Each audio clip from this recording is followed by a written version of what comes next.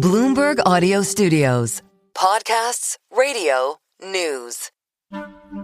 We are in a crisis. We're in an economic crisis, this fundamental shift in the world. It's not a transition, it's a rupture. It's big changes in a very short period of time.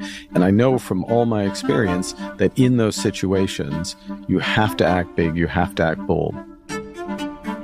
Mark Carney, former central banker, climate champion, and now Canada's Prime Minister. We can give ourselves far more than the United States can take away. So we have agency. We can have one Canadian economy. We've taken major moves towards that one Canadian economy. Takes time. It takes time. It takes time, but it's worth it because we never want to be in this position again. From Bloomberg Weekend, this is the Mishal Husain Show. I'm Mishal Husain. Hello and welcome. Thank you for being here. Thank you for being part of this new adventure. This is going to be a place where every weekend you'll hear one essential conversation. But I hope that it's also going to be a place with head, heart and soul, where in the midst of a disrupted, even a chaotic world, you'll find something to take away that's of value. That's what I'm aiming to do week after week. And I'm thrilled that you're part of it. I hope that you'll keep coming back as we explore ideas and current affairs and history with people who are shaping the world or who can help us understand it. And my first guest is Mark Carney, someone who's leading a country in the crosshairs of trade and other turbulence. Canada's super interesting because it's at the forefront of so many of the different currents in the world right now. It's in President Trump's sights. It's a country that he still believes should be the 51st state. It's highly connected economically to its big southern neighbour. The two of them share the world's longest border. But tariffs and threats since the start of the year mean that it's in the midst of trying to make itself more self-sufficient. That's the reality that Mark Carney stepped into 7 months ago when he became Prime Minister. He was entirely new to politics, though in many ways he has been an insider, and we'll get to some of that in this conversation. We spoke over a weekend in London because he was here ahead of Canada's women playing England in the Rugby World Cup final. Unfortunately for Canada, they lost. As it happens, when he came to our studios, he was on the doorstep of the place he used to run, the Bank of England. And he's not unfamiliar with Bloomberg either because he used to be on the board here. We talked about the big issues, of course, Donald Trump, and about big foreign policy moves. But this is a personal conversation too. And I asked him first to take me right back to his early years, the story of his parents, and the place where he was born, Fort Smith, in Canada's Northwest Territories. They went up to the north. I wasn't technically all the way to the Arctic, but close enough. They went up to the north as an adventure pioneering. They were young teachers and going to what seemed as the frontier. Of course, there were people there already. So there was that element. Strong sense in my family of public service. My dad was a civil servant. As I say, my parents were educators.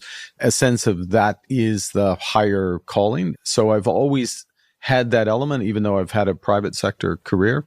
I was fortunate to be the central bank governor in 2 G7 countries, and at a time when, because there were major financial problems, including here in the city of London, that job was broader than usual, major financial reforms going on, having to be negotiated around the world.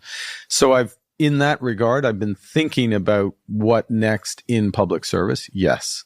Candidly, the prospect of becoming an elected politician in Canada, let alone prime minister, I felt like was receding.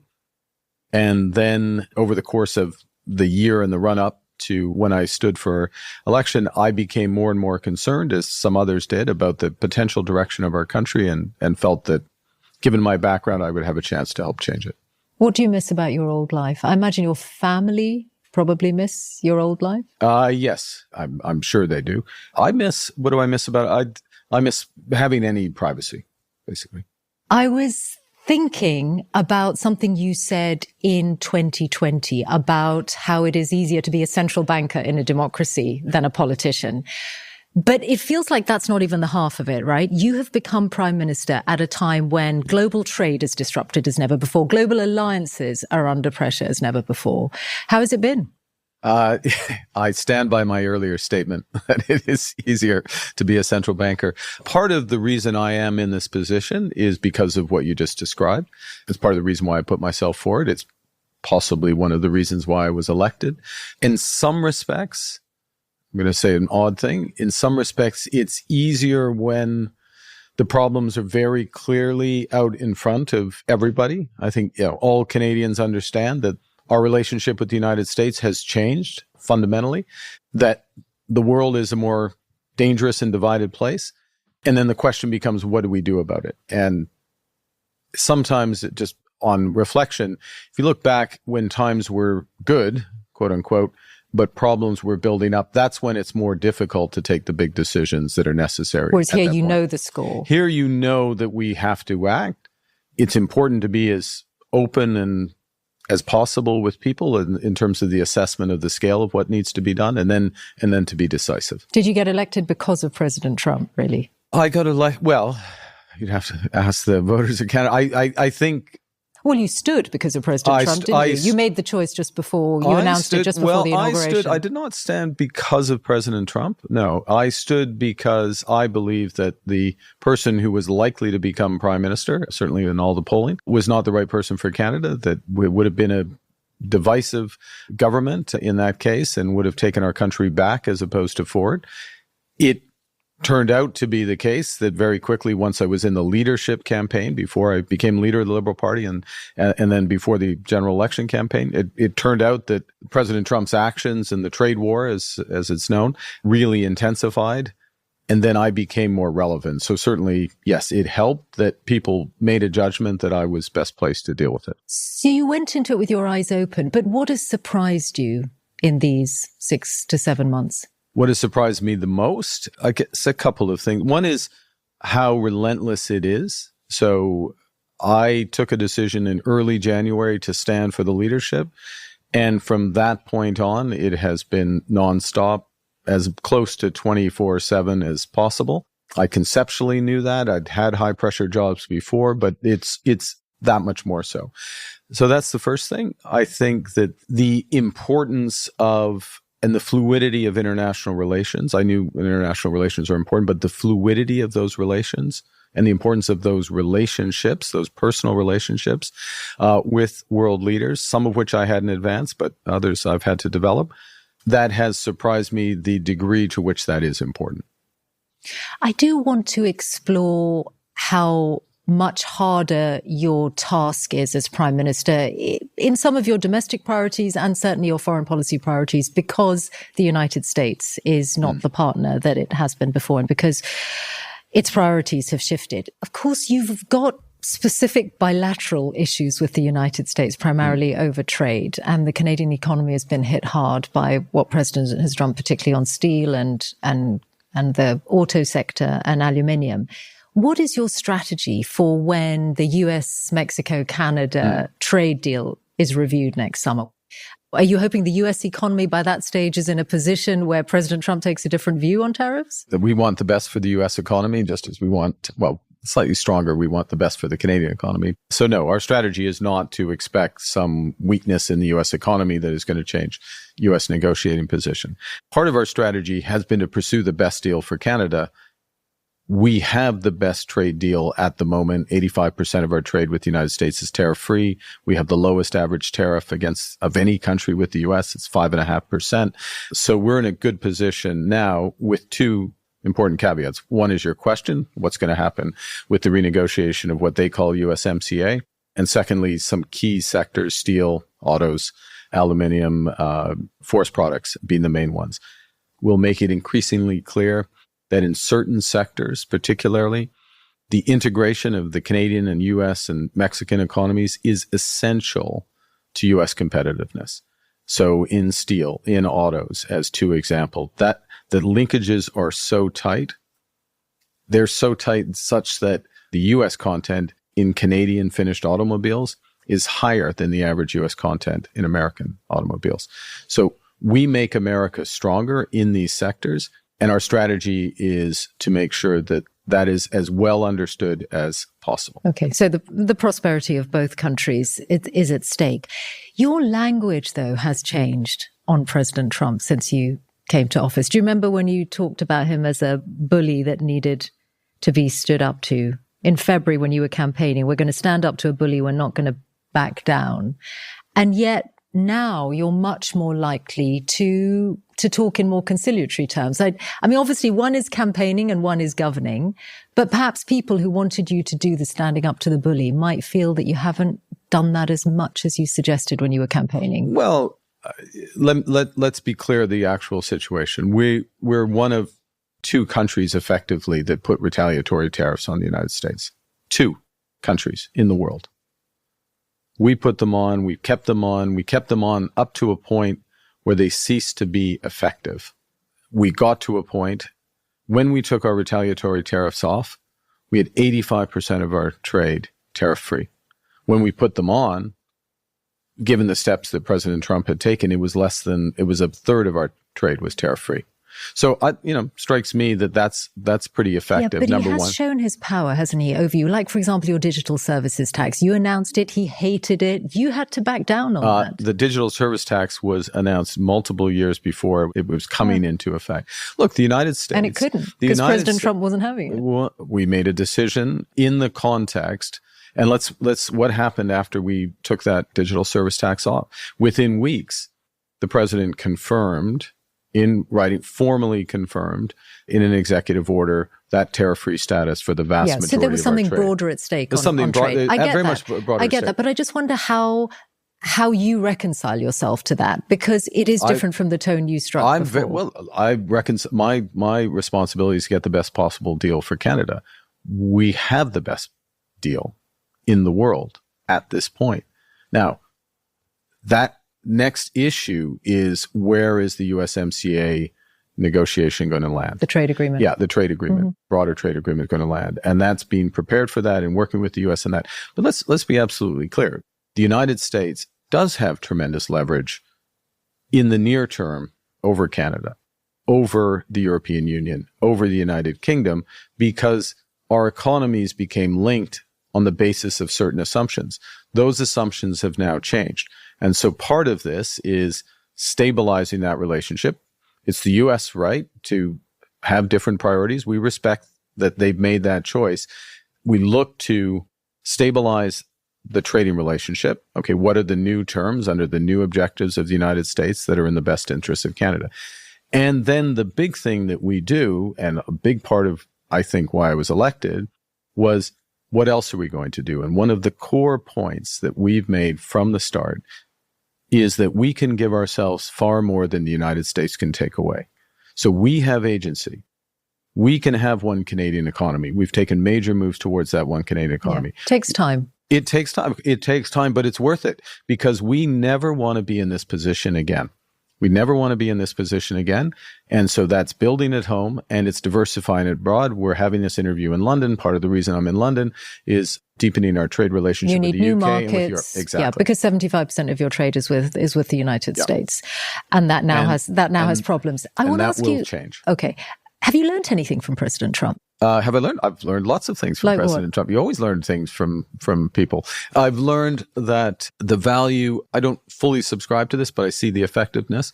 The value of the term they would use is flooding the zone, of doing multiple things at the same time, and the effectiveness that can have.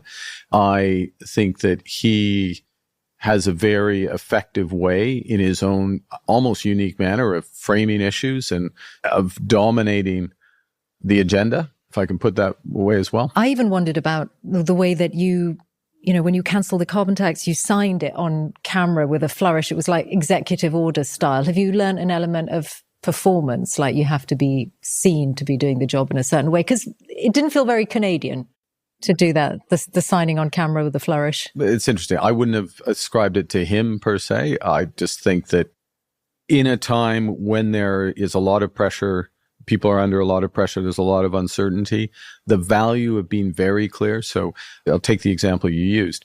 That was the first day that I became Prime Minister. The first thing we did was to cancel that carbon tax. The next thing I did was to come to Europe, come to the UK, and to the Canadian Arctic, the three founding peoples of Canada, the French, the British, and the Indigenous Canadians, and to underscore our sovereignty, our history, but also to set up trade agreements with the first two and a major intention to invest in our Arctic in defense and security. And so both of those things had substance. We canceled the carbon tax.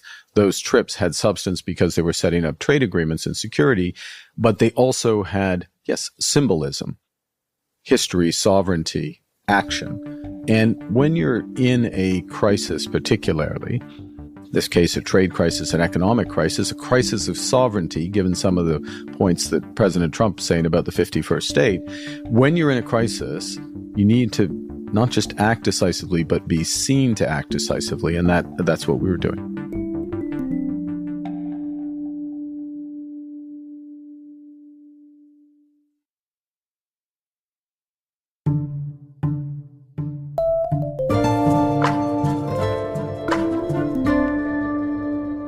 You have a big Ukrainian-Canadian community, so Ukraine is important to the country as a whole, as well as I'm sure to you personally.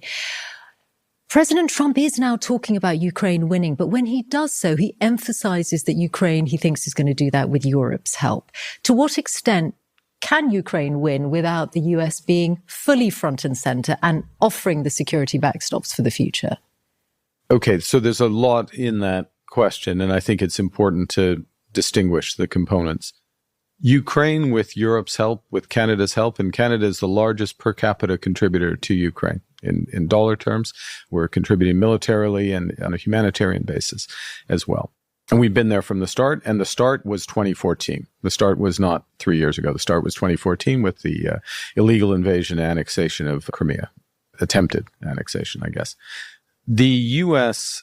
is essential for a few things with respect to Ukraine. It is essential for certain military equipment, the provision of that military equipment.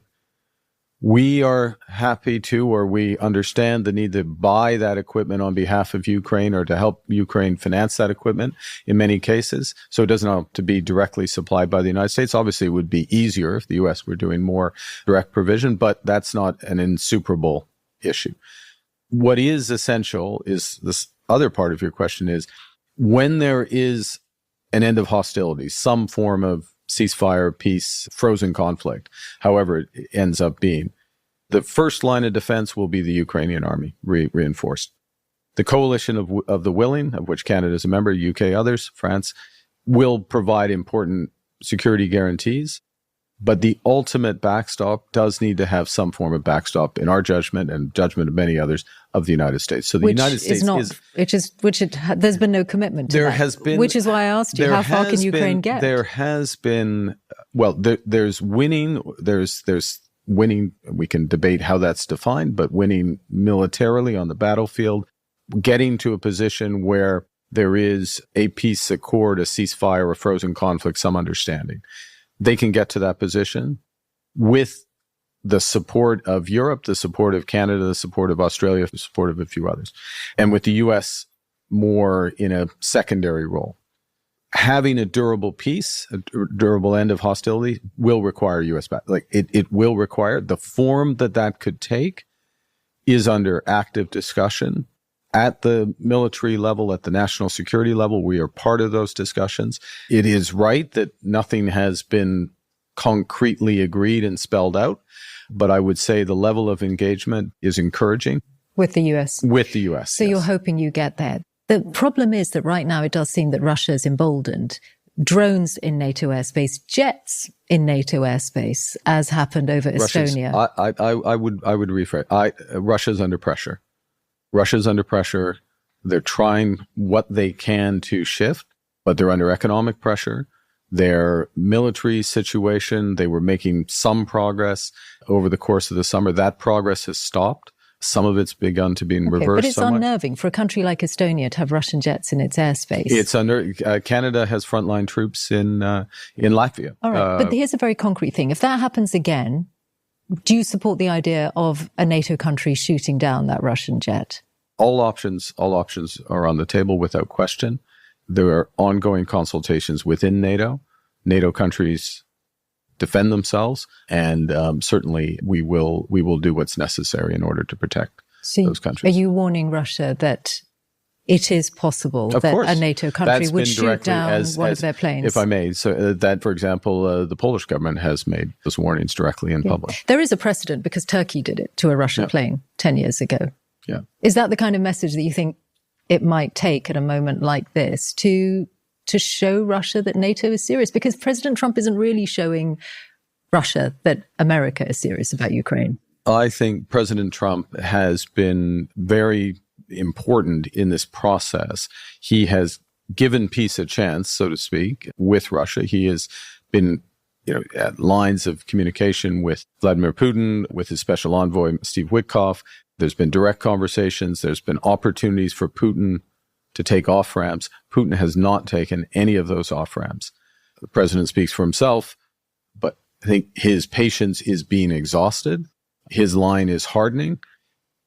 The likelihood of further economic sanctions against Russia is increasing, and the severity of those next phase of sanctions could be a different order of magnitude than previous rounds of sanctions. All of that is pointing in one direction, and I would underscore Russia has been moving at literally a snail's pace in terms of temporary acquisition of territory in Ukraine over the course of the last 3 years, and they're not going to win. They're not going to win this war. And it's a question of they're realizing that. And I personally think that the actions of Vladimir Putin over the course of the last few months, spurning the opportunity that President Trump has given him on multiple occasions, these drone incursions, if they are intentional, as they increasingly look to be, but doing that is making the calculation that America doesn't, there are no consequences for spurning. President Putin has done nothing but miscalculate in this war. He made the calculation that NATO would become divided. NATO is solidified. You just have to look to the June commitments. You have to look how we're acting. He made the calculation that Ukraine would capitulate in a matter of days. He made the calculation that President Zelensky would flee. He made the calculation there would be an uprising in favor. He has miscalculated consistently in this conflict. Another one of your foreign policy priorities has been the recognition of a Palestinian state, on which the US fundamentally disagrees. What is your next step on that issue? So I would say the foreign policy priority was the recognition, not the end. The end is a free and viable Palestinian state living side by side, peace and security with the state of Israel. That's the end goal. What we saw, just to be clear about why we did what we did, was that the actions of the current government, the Netanyahu government, were explicitly designed to end any possibility of a state of Palestine in violation of the UN Charter and going against Canadian government policy of whatever political stripe since 1947.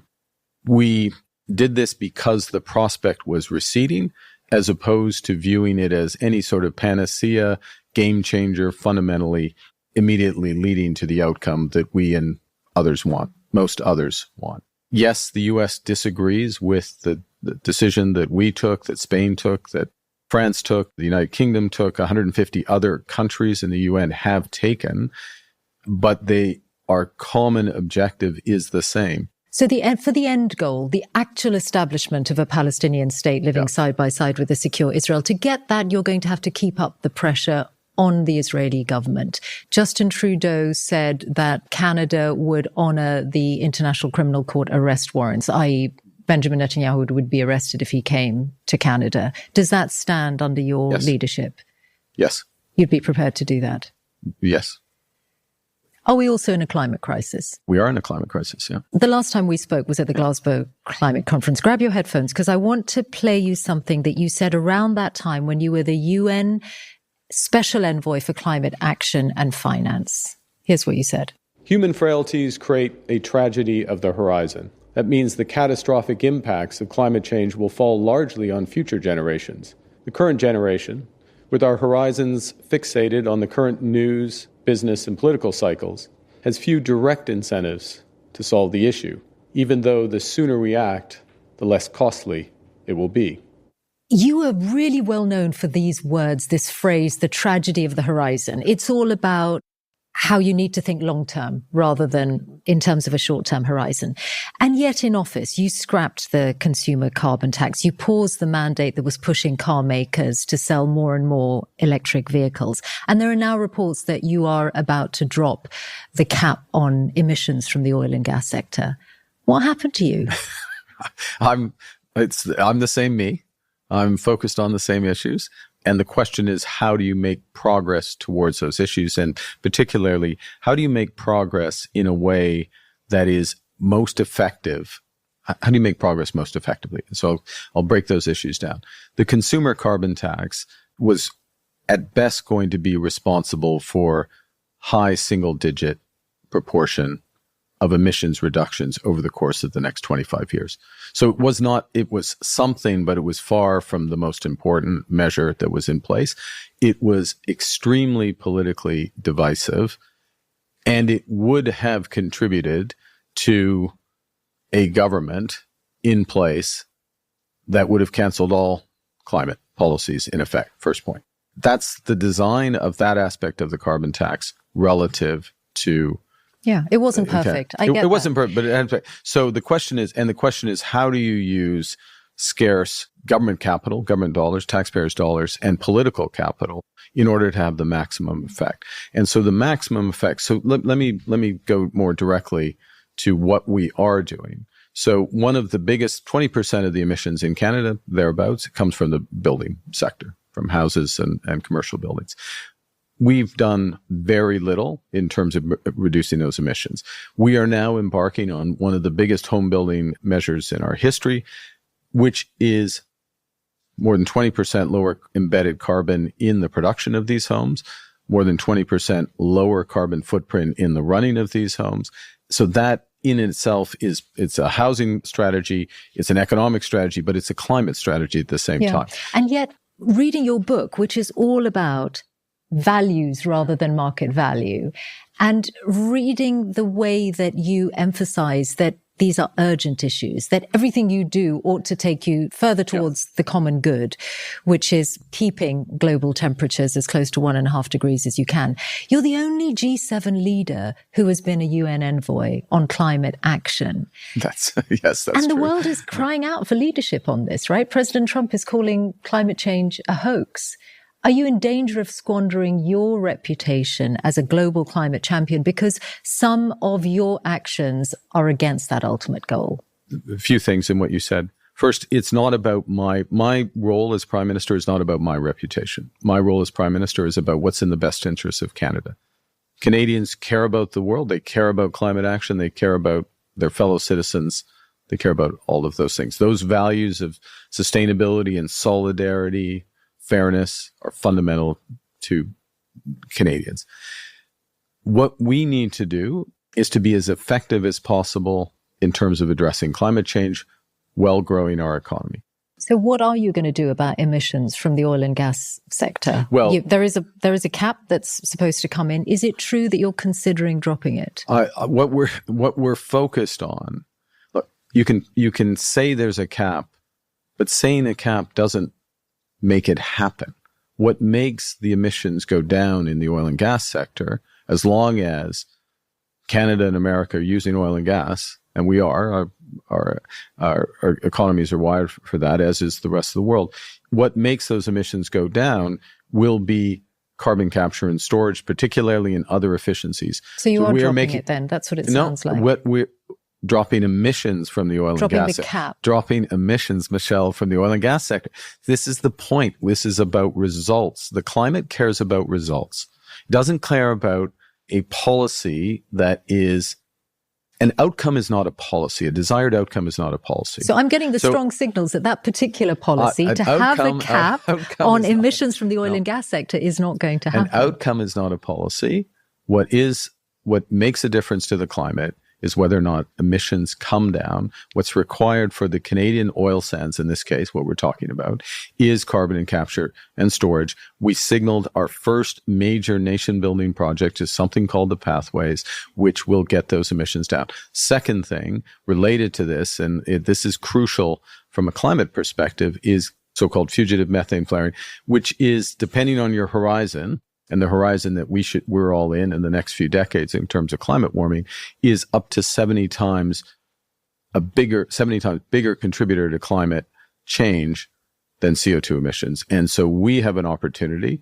We're working with the industry, working with the provinces to get those emissions, methane emissions, down to zero. You are explaining the complexity of what you're dealing with. And I guess I just wonder whether the Mark Carney of 2020 would be slightly disappointed in the Mark Carney of 2025. I think if you look in in fact, I know that looking in that book that you've got your hand on, you will see two important things in there. One is a discussion of exactly what I just said, the emissions reductions, and secondly, carbon value for money, which is a fundamental point, which is using scarce public dollars to most efficiently reduce emissions. You've clearly had a really intense few months, and you've made clear what you're up against, right? Yeah. Canada prospered under the old world, and we're not going back to the old world. How long do you plan to serve? That's a great question. I think that I'm in a minority position, or my party is in a minority position in Parliament. We ran on a very strong mandate. In other words, going to do big things that we're going to put the country build the country strong. But I think you made such big pledges that it's hard to imagine that you could fulfill them in less than a decade. So I imagine you do want to serve 2 terms. You want to build a huge number of houses. You've made a big pledge on defense spending. You're in a tight economic framework where growth is hard to find. Well, it's a democracy, and you have to ask permission from voters for the time served. I think what's essential, again, we are in a crisis. We're in an economic crisis, this fundamental shift in the world, and we make this point, and I'll make it again. It's not a transition, it's a rupture. It's big changes in a very short period of time. And I know from all my experience that in those situations, you have to act big, you have to act bold. That is what we're going to do. The politics will favorably or unfavorably will result from that. But I don't want to be in a position, however long I serve, where I didn't do what I didn't think was necessary at the time. I need to do what I think is necessary. And what is at stake if you don't succeed?